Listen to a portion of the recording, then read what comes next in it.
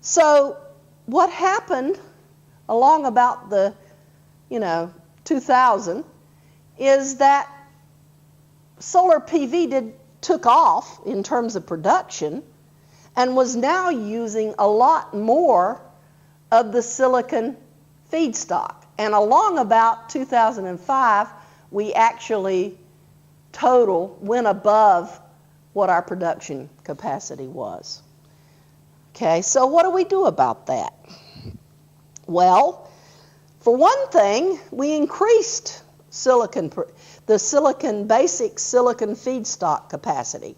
And so you will see that new companies are coming online to produce the silicon. The other thing that was happening is that the solar companies were getting agreements with each other for the silicon feedstock. And a lot of this was coming from China, as a matter of fact. We began to make better cells. And this is an example of some of the silicon cells that are out there.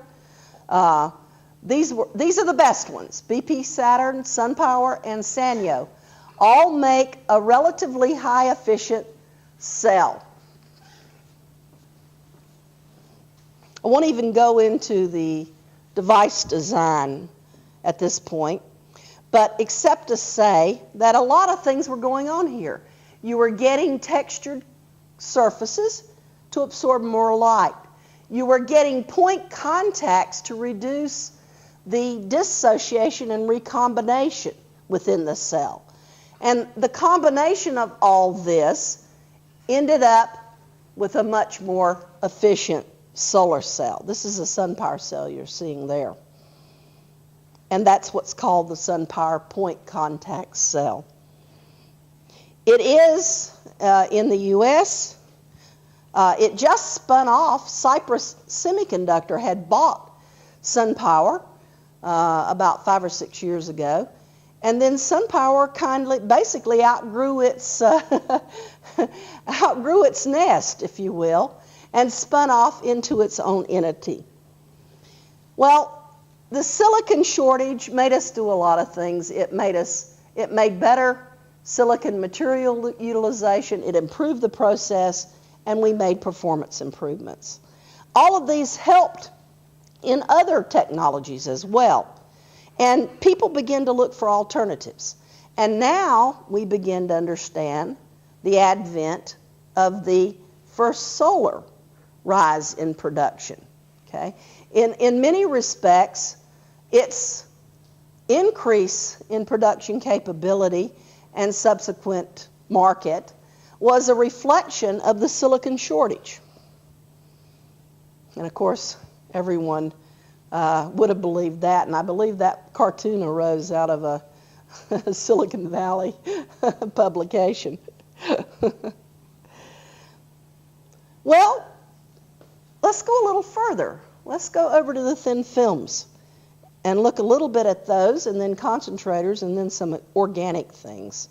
Well, one of the things that you could predict might happen if you got a technology that was much more highly efficient, for example, or else extraordinarily cheap to make, is that you would dramatically decrease this module production curve. So it's hard to predict where this might go, but if you look at the cell efficiencies, what you're seeing there are the cells that are now exist. All of these are commercially available. These are copper, indium, gallium diselenide. That's the pink row there. The most efficient cell is 19.9% efficient. Cadmium telluride, which are the green cells at 16.5% efficient. And amorphous silicon, which United Solar holds the record at 12.1%. Then, if you look at those cells, this is what the IV characteristics of those cells looks like. Now, in the copper, indium, gallium diselenide cell, look at the voltage of these cells. They're about 0.7 volts and a relatively high current. Now, one thing to remember is these are small area research cells. These are the top ones that have ever been measured. This is not what is coming out of the commercial production modules. Here's cadtelluride. It's IV characteristic. Notice it has a little higher open circuit voltage and a little lower overall efficiency. But this is basic components.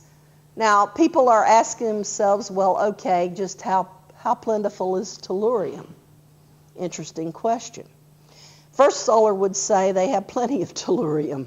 They also do their cells, because it is a cadmium, which is a highly toxic element, they do cradle to grave. They recycle all of their solar arrays. So they will insure it for 20 years, you return the cell to them, they will recycle the cadmium. So they are getting around this, this question of being environmentally conscious by actually putting in this return policy.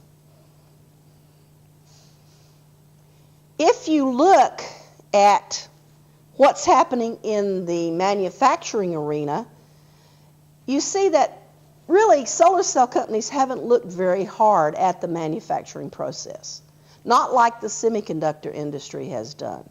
They are just beginning to take a look at this process, an actual design process, a disciplined manufacturing process. And what you see there is First Solar.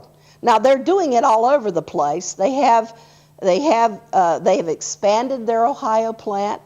They built a plant in Germany, and they have 4 new plants coming online in Malaysia.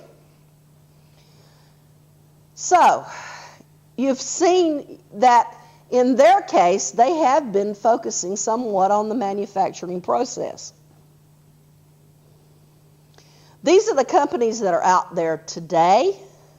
They will not all be here 5 years from now. I can guarantee it. Some have very sound basis for their existence, and some are a little more tenuous. Remember that a lot of money came into the photovoltaic world with the venture capitalists. So these companies, some of them we will see endure, and others I feel sure will fall by the wayside.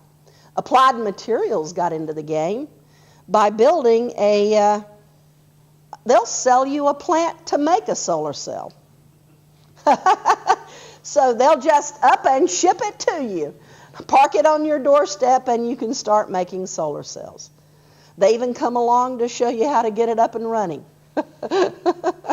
So they have invested quite a bit into this business. There are interesting other applications that are being looked at. One is a sort of printing technology. And Heliovolt is one of these people now for the copper, indium, gallium diselenide cells. And it is an interesting manufacturing synthesis that they have there. Now, if you look at the companies that are now emerging, now the background of this cell is this is crystalline silicon. These are crystalline silicon companies. Look at what is happening in the remaining companies. You see a large growth in amorphous silicon. You see a very substantial growth in copper, indium, gallium diselenide, and what I would consider to be probably a reasonable growth in cadmium telluride.